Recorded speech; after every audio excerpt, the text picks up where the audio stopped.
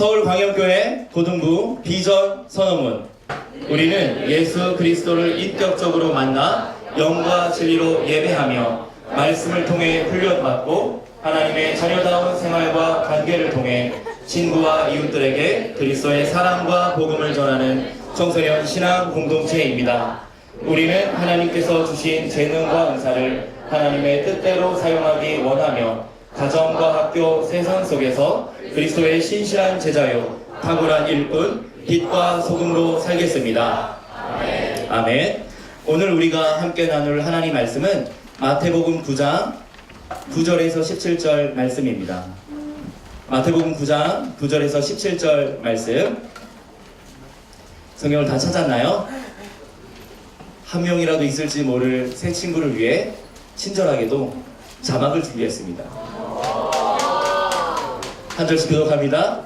예수께서 그곳을 떠나 지나가시다가 마테라 하는 사람이 세관에 앉아있는 것을 보시고 이르시되 나를 따르라 하시니 일어나 따르니라.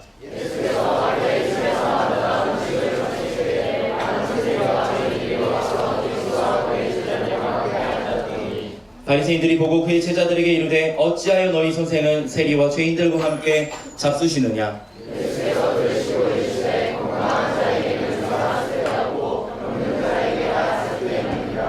너희는 가서 내가 긍휼을 원하고 제사를 원하지 아니하로라 하신 뜻이 무엇인지 배우라. 나는 의인을 부르러 온 것이 아니요 죄인을 부르러 왔노라 하시니라.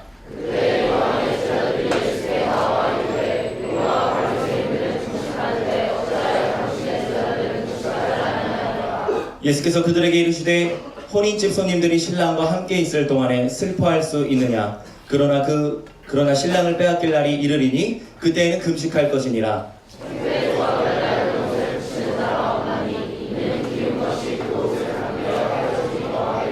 함께 있습니다. 새 포도주를 낡은 가죽 부대에 넣지 아니하나니 그렇게 하면 부대가 터져 포도주도 쏟아지고 부대도 버리게 됩니다. 새 포도주는 새 부대에 넣어야 둘이 다 보존되느니라. 아멘. 자리에 앉겠습니다. 오늘은 나를 따르라, Follow me, Follow me란 제목으로 하나님 말씀 나누겠습니다. 잠깐 복습을 하면요, 오늘 마태복음 9번째 시간인데 마태복음 5장, 6장, 7장에서 우리는 예수님이 갈릴리 북쪽 낮은 산 위에서 산상수훈 말씀하셨던, 설교하셨던 그 말씀을 먼저 살펴보았어요. 심령이 가난한 자는 복이 있나니 천국이 그들의 것임이라. 너희는 세상의 소금이라, 세상의 빛이라. 너희 빛이 세상이 비치게 하여 착한 행실을 통해 하나님 아버지께 영광을 돌리게 하라. 그 모든 말씀들이 산상수훈 말씀이었어요. 그리고 예수님은 산 위에 머물지 않으시고 제자들과 수많은 무리들과 함께 산 아래로 내려오십니다. 산 아래 우리가 살아가는 이 현실 깊숙한 속으로 우리 일상의 삶의 현장으로 예수님 내려오셨고, 이어지는 8장과 9장에서 예수님은 수많은 병자들을 만나서 치료해 주세요. 야이로의 죽은 딸을 살려주시고요. 혈루병에 걸렸던 여인을 고쳐주시고 나병 환자를 깨끗게 치료하시며, 한 백부장이 왔을 때 자기 하인이 병들어 중풍병에 걸려 죽게 되었다고 하자 말씀만으로 그 하인을 치료하십니다. 이 말씀이 마태복음 8장과 9장에 산 아래 내려오신 예수님의 사역이었어요. 산 아래 내려와서 처음 만난 마을은 가버나움 동네였습니다. 읽지 않았지만 9장 1절에서 8절에 보면 예수님께서 산 아래 내려오셨을 때 갈릴리 바닷가에서 배에 오르시고 배에서 또 한번 말씀을 전하십니다. 그때 침상에 누워있는 병자를 만나세요. 중풍병에 걸려서 자기 스스로 걸을 수 없고 다닐 수 없었던 한 병자가 가버나움에서 말씀을 전하시던 예수님 그 한 집 안에 계실 때 많은 무리의 사람들이 있으니까 중풍병에 걸린 친구를 예수님께로 데려와서 고침받고 싶은데 데려올 수 없자 뭘 뚫고 내려옵니까? 지붕을 뚫고 4명의 친구들이 자신의 친구인 중풍병자를 그렇게 침상에 눕힌 채로 내려보내죠. 예수님은 그 중풍병 걸린 그 사람과 그 친구들의 믿음을 보고 그 병을 고쳐주십니다. 그들의 믿음을 보시고 중풍병자에게 이르시되 작은 자야 안심하라 내가 죄사함을 받았느니라 하고 일어나 걸으라 하니까 일어나서 깨끗하고 건강한 몸으로 자신의 침상을 들고 나가게 됩니다. 예수님을 만난 자는 이렇게 자신의 육신의 연약함과 마음의 질병, 영혼의 이 궁핍함이 예수님의 말씀과 은혜를 통해 회복되고 살아나는 역사가 있는 것입니다. 이것이 어디에서 일어났다고요? 어느 동네? 가버나움이요. 우리 한번 지도를 볼까요? 불을 좀 꺼주시죠. 가버나움은요, 히브리어로 크파르나훔이라고 하는데, 목사님 예루살렘에 살 때 살았던 기숙사 이름이 크파르 스튜덴팀, 학생들의 마을, 이런 곳에 살았어요. 크파르나훔이란 나훔의 마을 이런 뜻인데, 나훔은 위로라는 뜻이에요. 위로. 하나님의 따뜻한 위로가 있는 동네 가버나움에 예수님 사셨어요. 가버나움은 예수님의 본 동네. 그래서 복음서는 본 동네라고 썼는데 영어로 표현하면 Jesus hometown. 나사렛에서 유년 시절을 보냈지만 공생의 사역을 하시는 3년 동안 집이 어디 있었냐면 바로 가버나움에 있었어요. 지도를 보면 갈릴리 호수인데요. 갈릴리 호수 북쪽에 예수님 사셨던 가버나움이 있었는데 크파르나훔이라고 하고요. 자, 이스라엘 전도인데 잘 안 보이죠? 갈릴리 호수 북쪽에 있는 저 파란 점이 가버나움 동네인데 친절하게도 확대를 했습니다. 자, 갈릴리 호수고 파란 점 가버나움이 보이죠? 가버나움은 예수님 당대에 매우 발달한 갈릴리 바닷가의 항구 도시였어요. 그 이유는 지중해에서 아크레라고 하는 항구를 통해 많은 무역품들이 수입되었고 또한 수출되었겠죠. 로마 제국이 지중해 건너편에 있었기 때문에 거기서부터 오는 많은 무역품들과 그리고 사람들이 있었어요. 또 남쪽에 있는 예루살렘에서 유통되는 자원들과 사람들이 있었기 때문에 그 거점 도시가 되었던 것이고 또 한 곳은 바로 북동쪽에 있는 아수르, 그 수리아 지역의 다메스커스라고 하는 다메섹에서 오는 교역품들이 있어서 이 갈릴리 호수 북쪽에 있는 가버나움은 원래는 작은 마을이었지만 예수님 당대에는 지중해와 또 남쪽의 중동과 아프리카 그리고 북동쪽에 있는 아수르와 다메섹, 바벨론까지 이어주는 무역 중심지였어요. 그래서 도시가 발달하게 되었죠. 이곳에서 예수님은 사셨던 것이고 제자들 중에는 거기에서 물고기를 잡던 어부들이 있었던 것이죠. 자, 중풍병자가 지붕을 뚫고 내려왔을 때 예수님 그를 만나시고 죄사함을 받았다 하시며 병을 치료해 주시는 사건이 바로 이 동네 가버나움에서 있었는데 이 가버나움에서 오늘 또 한 사람을 만납니다. 우리가 읽었던 마태복음 9장 9절에 보니까 예수님 누구를 만나세요? 어떤 제자를 만나세요? 바로 마태복음을 기록한 마태를 만나죠. 네, 어려운 질문이었는데 네, 한번 볼까요? 저긴 어디냐면 목사님이 몇 년 전에 이탈리아를 일주할 수 있는 기회가 있었어요. 그래서 진짜 배낭 하나만 메고 배낭 여행을 다니면서 이탈리아, 밀라노, 피렌체, 베네치아, 나폴리, 친케테레, 아시시, 로마를 비롯해서 전국 일주하는데 그때 들렸던 가장 많은 시간을 보냈던 곳은 당연히 이탈리아의 수도였던 로마였어요. 로마에 가면 성당이 많이 있는데 그중에 로마 산 루이지 데이 프란체시 성당이라고 하는 성당이 있었는데 별로 여행책자에 잘 소개되지 않은 그런 곳이었어요. 관광객들이 잘 찾아가지 않는 곳이었는데 판테온 옆에 나보나 광장 근처에 있는 이 성당에 제가 찾아갔어요. 찾아갔던 이유는 바로 이 아름다운 성당의 내부를 보고 싶었고 그리고 이 그림을 보기 위해서였어요. 이 그림은요. 누구의 작품인지 아세요? 미켈란젤로의 작품인데 동시대를 살았던 미켈란젤로와 동명이인이었기 때문에 그는 자신이 활동했던 출신지 까라바조라고 하는 동네 이름을 따서 까라바조란 이름으로 불렸어요. 까라바조 들어봤죠? 예, 까라바조의 마태 사면작 작품이 전시되어 있는 곳인데 이 작품을 보기 위해서 찾아가 봤어요. 첫 번째 작품입니다. 작품을 보러 갔는데 지금 이렇게 환하게 보이지만 이렇게 지금처럼 불이 꺼져 있어서 어두워서 그림이 보이지 않아요. 그림을 보기 위해서 뭘 내야 되죠?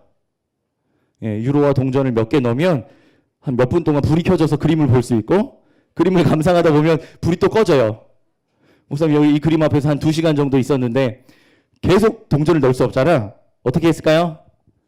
다른 사람들이 올 때까지 기다렸다가 동전을 넣고 불이 켜지면 또 열심히 보고 잠시 묵상하고 있다가 또 다른 사람이 불을 켜주면 그림을 보고, 그렇게 한두 시간을 그림을 보면서 말씀을 묵상했는데 이 그림이 보고 싶었어요. 첫 번째 그림은 마태를 부르시는 예수님. 자, 예수님 당시대의 모습으로 그리지 않고 로마인의 모습으로, 까라바조가 살았던 1500년 당시에 로마인의 모습으로 그림을 그려놨어요. 그림이 작아서 잘 안 보이겠지만 왼쪽에서 두 번째 빨간 옷을 입은 것 같이 보이는 그 사람이 세관에 앉아서 세금, 동전을 세고 있는 마태의 모습이에요. 그리고 화면 오른쪽에 있는 손을 들고 뻗치고 있는 모자 쓴 한 남자가 바로 예수님의 모습인데, 그림을 보면 빛이 어디서 들어옵니까? 빛이 창문을 통해 빛이 들어와야 되는데 창문을 통해 빛이 들어오지 않고 예수님의 머리 위로 빛이 들어오고 있어요. 그것은 창문에서 비춰지는 자연의 빛이 아니라 생명의 말씀, 진리의 빛 대신 예수님이 마태를 찾아오셔서 예수님의 그 진리가, 그 빛이 마태의 얼굴을 환하게 비추고 있죠. 이 장면 이후에 마태는 나를 따르라, follow me, 이 예수님의 부름에 일어나 즉각 예수님을 따르는 장면이 오늘 우리가 읽었던 그 말씀입니다. 두 번째 작품은요, 마태복음을 기록하고 있는 마태예요. 천사와 마태라는 그림인데 하나님의 영감으로, 성령의 감동으로 하나님 말씀을 기록한 이 마태를 천사를 통해서 이렇게 비유적으로 그림을 그려놨어요. 천사가 이야기하는 듯하고 그 천사의 이야기를 듣고 성경을 기록하는 듯한 마태의 모습입니다. 마태복음을 기록하고 있죠. 세 번째 연작의 마지막 작품은 마태의 순교라는 작품이에요. 마태는 전승, 초대교회 전승에 따르면 아프리카 끝에 있는 에티오피아에서 복음을 전하다가 순교당했다고 알려지는데, 그 순교당하는 마태의 모습을 그림으로 그려놨어요. 그리고 저 왼쪽 위에 모자 쓴 듯한 남성은 이 까라바조, 자신의 자화상을 거기다 그려놓은 그림인데요. 이 작품, 이 세 작품 앞에서 성경 말씀 마태복음, 마가복음을 찾아가면서 묵상하면서 그림을 오래도록 묵상하면서 그렇게 시간을 보냈던 로마에서의 추억이 있습니다. 이 작품, 마태의 소명이라고 하는 이 작품, 목사님이 이 그림, 또 오늘 읽었던 이 말씀이 참 도전이 되었어요. 갈릴리 호숫가에서 물고기를 잡던 제자들에게 예수님 찾아오셨을 때 베드로와 안드레, 야고보의 요한에게 예수님께서 사람을 낚는 어부가 되게 하겠다고 하시면서 나를 따르라 하시니까 그들이 배와 그물, 세베대의 아버지까지 버려두고 예수님을 즉각 따르고요. 세관에 앉아있던 마태도 예수님이 나를 따르라 하니까 곧 일어나 따르는 장면이 나옵니다. 목사님은 그러지 못했는데 지금이라도, 이제라도 예수님 부르시고 예수님 뭐라고 말씀하시고 시키시면 말씀에 즉각 순종하겠습니다. 그런 다짐과 그런 기도를 드렸습니다. 우리 사랑하는 고등부 친구들이 인생을 살아가면서, 아니 오늘 이 순간에도 말씀을 통해 여러분들을 부르시고 예수님께서 여러분들에게 세미한 음성으로 명령하신다면 그 말씀을 듣고 즉각 일어나 순종하고 따르는 그런 축복이, 그런 은혜가 있기를 바랍니다. 네, 불을 켜주세요. 예수님께서 마태를 만나시고 마태를 부르세요. 예, 화면을 내려주세요. 그리고 마태가 예수님을 따릅니다. 예수님 마태와 함께 마태의 집에 들어가세요. 당시에 예수님 당시에 로마 제국의 식민 지배하에 있었던 이스라엘 백성들은 세금을 걷어서 로마 제국에 바치는 이 세리를 좋아했을까요? 싫어했을까요?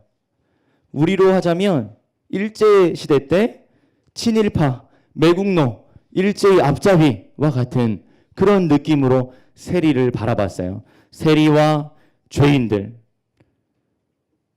세리는 죄인의 대명사였습니다. 그런데 예수님이 그 세리였던 마태의 집에 들어가셔서 마태의 다른 친구들인 세리와 죄인들과 함께 식사를 하셨어요. 그때 바리새인들이 예수님의 제자들에게 왜 어째서 너희 선생은 세리와 죄인들과 함께 식탁에 앉아 밥을 먹느냐 이렇게 비판하는 거죠. 그때 예수님이 이렇게 말씀하십니다. 건강한 자에게는 의사가 쓸데없고 병든 자에게라야 쓸데 있느니라. 세리와 죄인들은 건강한 자가 아니라 병든 자, 말 그대로 죄인이었고 영적으로 병든 자들이기 때문에 영혼의 의사, 생명을 구원하기 위해 오신 예수님이 그들에게 필요하다고 말씀하신 거예요. 이어서 말씀하십니다. 너희는 가서 내가 긍휼을 원하고 제사를 원하지 아니하로라. 이렇게 말씀하신 뜻이 무엇인지 배워라. 나는 의인을 구하러 온 것이 아니라 의인을 부르러 온 것이 아니라 누구를 부르러 왔다고요? 바로 우리 같은 사람 죄인을 부르러 오셨다고 예수님 말씀하셨어요. 호세아서에 보니까 예수님 인용하신 이 말씀이 나오는데 나는 인애를 원하고 제사를 원하지 아니하며 번제보다 하나님을 아는 것을 원한다. 내가 반기는 것은 제물이 아니라 사랑이다. 제물을 바치기 전에 제사를 지내기 전에 예배를 드리기 전에 먼저 하나님의 마음을 먼저 알아다오. 예수님 이 말씀 하고 계신 거예요. 우리 사랑하는 친구들이 지금 자리에 앉아서 예배를 드리고 있고 겉으로 보기에는 하나님 앞에 경건하게 거룩한 모습으로 예배를 드리고 있지만 하나님께서 원하신 것은 예배 드리는 우리의 이 외적인 모습, 겉모습이 아니라 하나님께서 보기 원하시는 것은 우리 마음의 중심으로 하나님을 참 사랑하고 참되게 믿고 섬기고 있는지 바로 우리 마음을, 우리의 중심을 보기 원하세요. 예수님께서는 제사가 아니라 사랑하는 마음, 인애, 긍휼 그 마음을 보기 원하신다고 말씀하셨어요. Follow me. 예수님이 우리를 부르실 때 우리의 반응은 어떠해야 합니까? 여러분 페이스북 많이 합니까? SNS, 페이스북. 저와 친구인 친구들도 많이 있는데 페이스북에서 제 이름으로 검색하면 쇼트트랙 임효준 선수와 함께 제가 상위에 링크되어 있을 거예요. 친구를 신청해주면 제가 수락해 주겠습니다. 우리 서로 친구가 됩시다. 트위터를 하십니까? 트위터. 2000년 전 인터넷도 없던 그 시대에 제일 먼저 트위터를 하셨던 분이 바로 우리 예수님이세요. 트윗, 리트윗. 예수님께서 팔로워들을 찾으셨죠. Follow me. 먼저 12제자가 예수님의 팔로워가 됐고 오늘 그렇게 또 한 명의 제자를 팔로워로 부르시는데 예수님의 트위터 계정에 우리가 다 팔로워가 됐으면 좋겠습니다. 좋겠습니다. 자, 목사님이 여러분들을 부를 테니까 여러분 순종하는 마음으로 자리에서 일어나면 좋겠어요. 앉아있고 예수님이 이렇게 마태를 부르십니다. 나를 따르라 하시니 일어나 따르니라. 일어나야 됩니다. 자, 다시 한번 NG. 나를 따르라 하시니 여러분 일어나 따르니라 하면서 일어나야죠. 자, 다시 한번 우리 한민족은 3세번. 자, 1학년 준비됐습니까? 자, 예수님 말씀입니다. 나를 따르라 하시니 자, 우리 고3 형님들이 너무 버퍼링이 길었어요. 다시 한번 하겠습니다. 예. 좋습니다. 자, 이거를 잘 한다고 설교가 끝나는 건 아니지만 그런 희망을 가지고 예수님 말씀입니다. 나를 따르라 하시니 예수님 말씀에 즉각 순종하여 일어나 따르는 은혜가 있기를 축복합니다. 자리에 앉아주세요. 설교 2부가 시작합니다. 여러와 같은 반응 좋습니다. 이어지는 본문 14절에 보니까 그때 예수님이 죄인들과 함께 식사하시던 그때 누가 나오냐면 세례 요한의 제자들이 예수님께 나오는 거예요.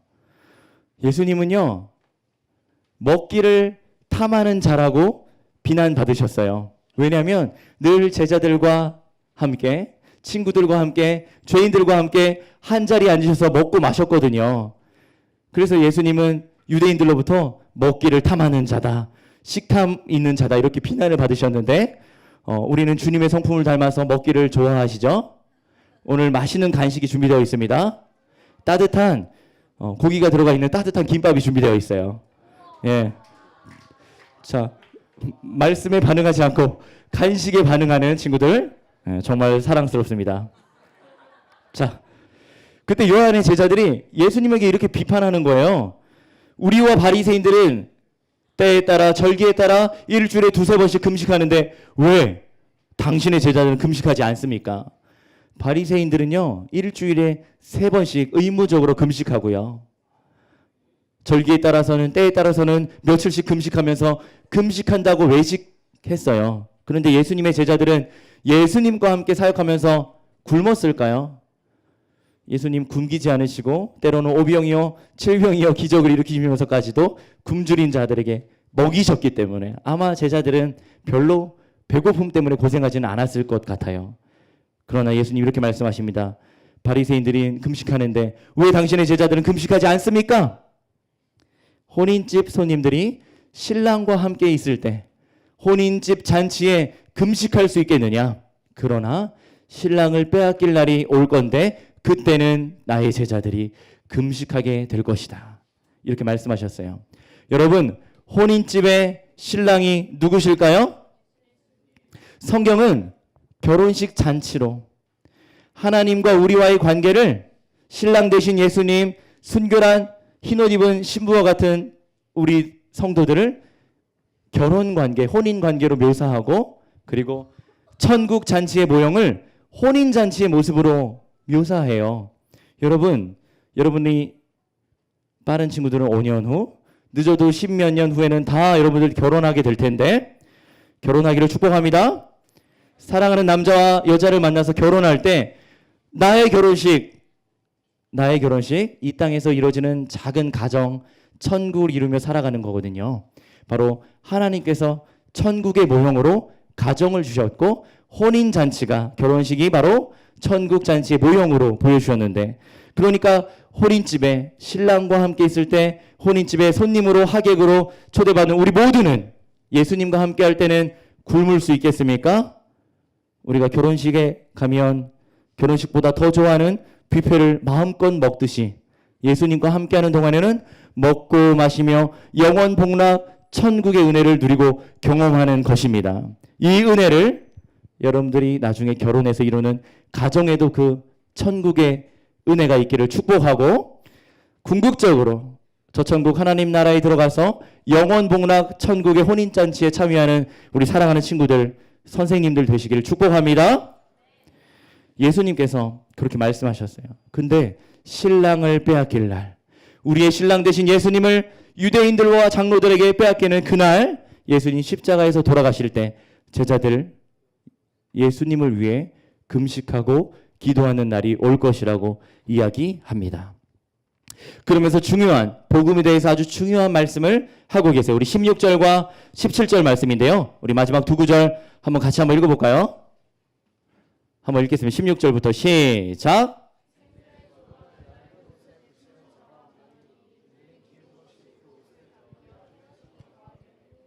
새 포도주를 낡은 가죽 부대에 넣지 아니하나니 그렇게 하면 부대가 터져 포도주도 쏟아지고 부대도 버리게 됨이라. 새 포도주는 새 부대에 넣어야 둘이 다 보존되느니라. 아멘. 익숙한 말씀이죠. 생배 조각은, 여러분 배 알죠? 배옷 알죠? 성경에서는 세마포 옷이라고 표현되어 있는데, 이 배옷, 이 배라고 하는 그 섬유, 그 천을 처음 직조해서 처음 짰을 때 한 번도 물에 닿지 않은, 빨지 않은 새 것, 그 생배 조각이라고 해요. 근데 우리가 입고 있는, 지금 여러분들이 입고 있는 그 낡은 옷에다, 낡은 배옷에다 생배 조각을 덧대면, 구멍이 나거나 찢어졌을 때 이렇게 꼬매기 위해서 덧댈 거 아닙니까? 덧대면 처음에는 괜찮은데 그 옷을 입다 보면, 또 빨래를 해서 물기가 닿다 보면 이 처음 빨지 않은 생배 조각의 신축성이 뛰어나기 때문에 한 번 빨면 이렇게 줄어들어요. 그러면 낡은 옷이 어떻게 될까요? 생배 조각에 따라서 같이 쭈그러들겠죠? 그렇기 때문에 생배 조각을 낡은 옷에 기우지 않는다. 이렇게 말씀하고 계세요. 두 번째 비유는 뭐니까 우리가 좋아하는 포도주죠.